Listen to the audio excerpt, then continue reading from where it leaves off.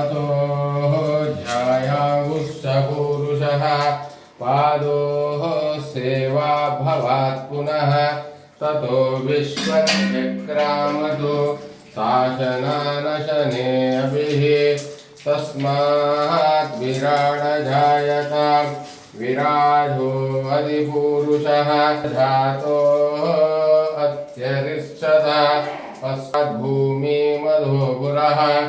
यत्पुरुषेण हविषाः देवा यज्ञं तन्मानाः अपद्मन् पुरुषं वशुं तं यज्ञं बर्हि प्रोक्षन् पुरुषं जातमग्रतः तेन देवा अयजन्ताः साध्याय ऋषयश्च ये तस्मात् यज्ञात् सर्वहुताः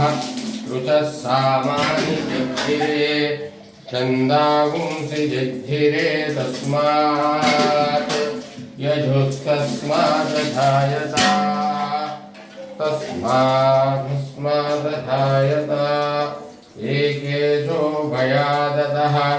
गावो हजज्ञिरे तस्मात्